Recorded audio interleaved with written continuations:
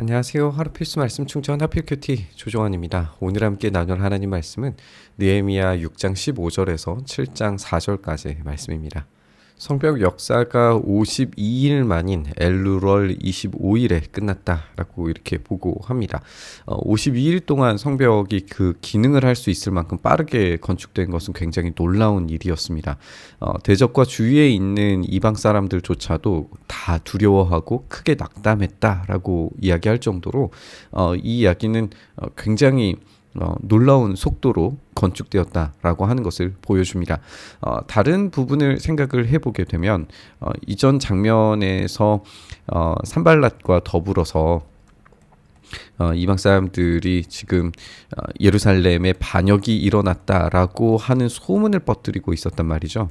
이 소문이 만약에 이 페르시아에 보고가 되기 위해서는 페르시아에 갔다가 확인 절차가 이루어지고 그것이 사실인지 아닌지 확인한 다음에 다시 페르시아로 보고하는 이런 긴 과정을 통해서 잠시 멈춰라, 또 중단해라 라고 하는 이야기를 충분히 할 수 있단 말이죠.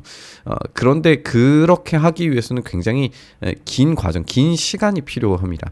근데 여기에서는 이미 52일 만에 완성이 되기 때문에 이런 산발랏과 그 도비아 같은 사람들이 행했던 이 전략들이 모두 다 무효화가 돼버린 거예요. 이제 사실이 아니기 때문에, 느헤미야가 반역을 저지르려고 하는 것이 사실이 아니기 때문에 이런 긴 과정들을 걸쳐서 좀 태클을 걸고 시간을 늦추고 하려고 했던 시도들이 그냥 무효로 끝나버리게 된 겁니다. 그들이 우리 하나님께서 이 역사를 이루신 것을 알았다라고 이렇게 말할 수밖에 없었던 거죠.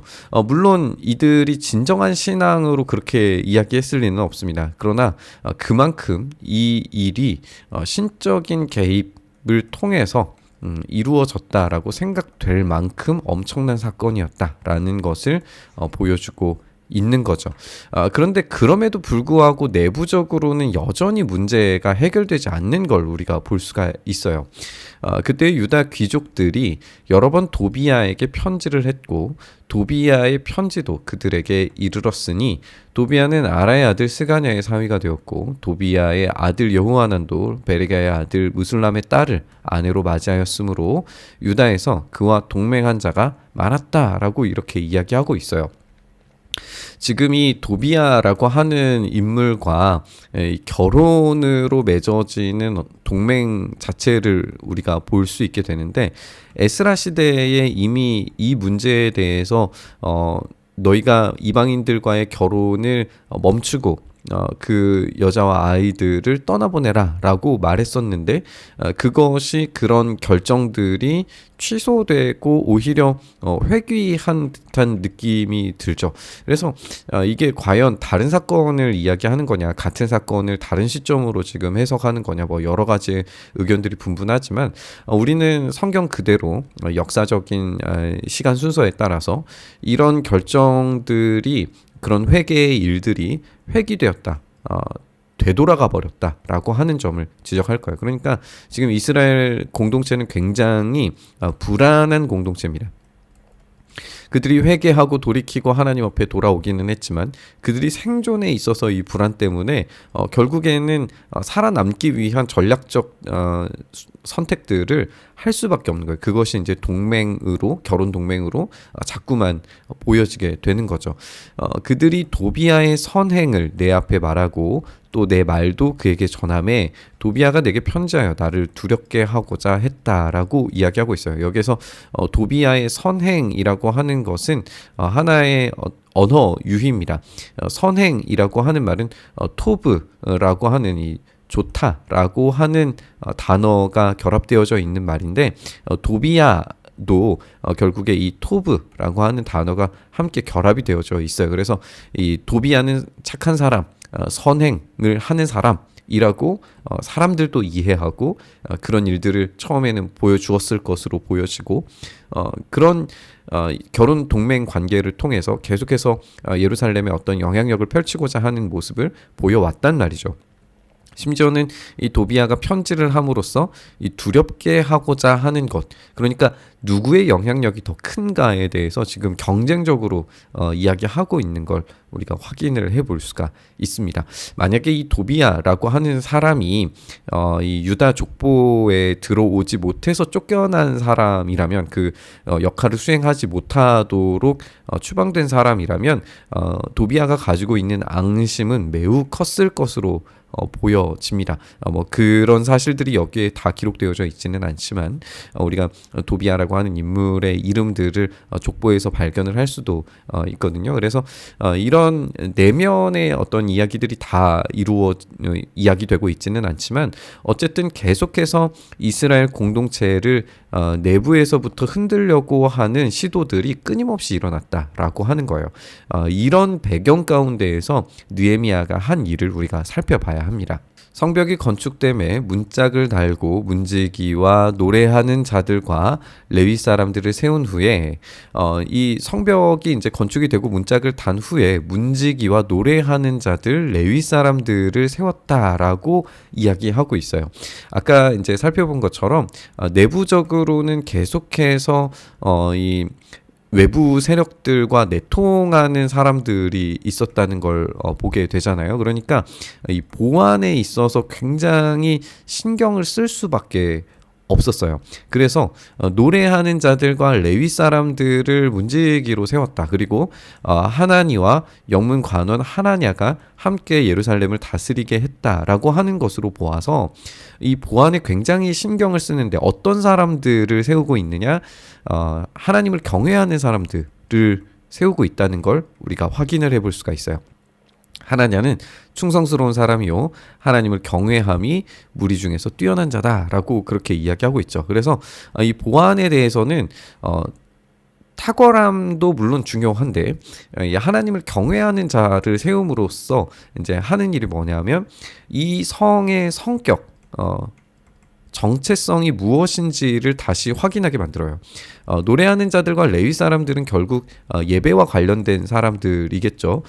그 예배와 관련된 사람 그리고 충성스러운 사람 하나냐 그리고 내 아우 하나니 이렇게 소개를 하면서 물론 이제 하나니와 하나냐가 혹시 같은 사람 아니냐라고 질문이 들기도 하는데 내가 그들에게 이르기를 하는 것으로 보아서 분명히 이 두 사람은 다른 사람으로 보여져요. 이게 물론 이제 헷갈릴 수가 있기는 한데 어쨌든 이 하나니 같은 경우에는 유다의 예루살렘의 상황을 우리가 느헤미야 1장에서 느헤미야에게 보고했던 사람으로 이제 알려져 있죠. 그래서 이 하나니와 하나냐 둘 다 이 하나님을 경외하고 하나님께서 예루살렘에 지금 어떤 일을 행하고 계시는가에 대해서 알려줄 수 있는 사람들이었다는 건 분명해요.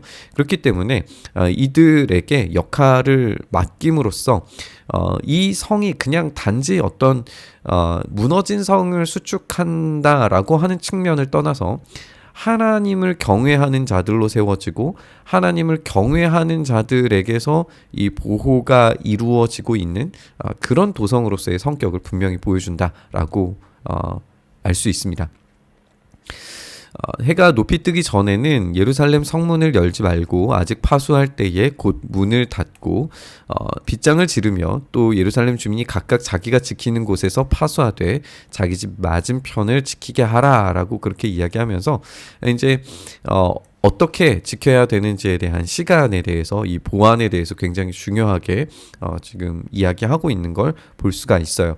이 뒤에 이제 또 다시 긴 족보의 이야기를 우리가 확인을 하게 될 텐데 족보의 이야기를 확인하기 전에 이 배경에 대해서 이렇게 이야기하고 있죠. 그 성읍은 광대하고 그 주민은 적으며 가옥은 미처 건축하지 못했다라고 이렇게 되어져 있어요.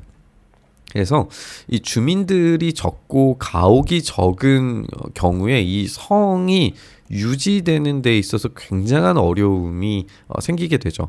지금 우리도 사실 이 지방이 그 인력들이 사람들이 빠져나가는 것 때문에 굉장히 큰 문제를 겪게 되잖아요. 그러니까 인구가 어느 정도 유지가 되어야 이 생산성에서도 유지가 될 수 있고 그리고 가옥들이 건축이 되어져 있어요. 혹시라도 공격이 들어왔을 때에 그것을 막을 수 있는 가능성이 굉장히 높아지게 된단 말이에요. 그래서 이런 성이 예루살렘 성이 실제적으로 운영되고 유지되는 데 있어서 주민과 가옥이 굉장히 필요한 거였어요. 그러니까 이 성은 단지 신앙만으로 세워지지 않고 신앙과 더불어서 실제의 삶이 필요하다라고 하는 것을 우리가 생각해 보게 돼요.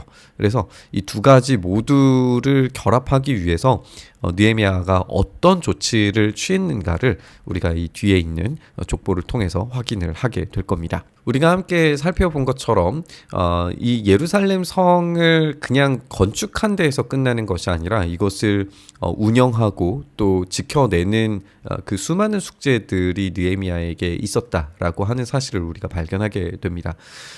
그리고 그것은 단지 어떤 신앙적인 것으로만 이루어지는 것이 아니라 실제적인 전략들이 필요했다라는 것도 우리가 살펴보게 됩니다. 느헤미야의 탁월함이 바로 여기에서 등장하는 것 같아요. 느헤미야는 단지 신앙만 좋은 사람이 아니었습니다. 그리고 단지 정치만 잘하는 사람이 아니었어요. 이 두 가지가 모두 다 훌륭하게 이루어지는 사람이었습니다. 우리가 이 신앙과 실제의 삶을 분리시킨 채 살아가게 된다면 우리는 굉장히 어려운 삶을 맞이할 수밖에 없을 거예요. 이 두 가지가 결합된 탁월한 리더를 우리가 보게 되는데 우리의 삶이 그랬으면 좋겠습니다.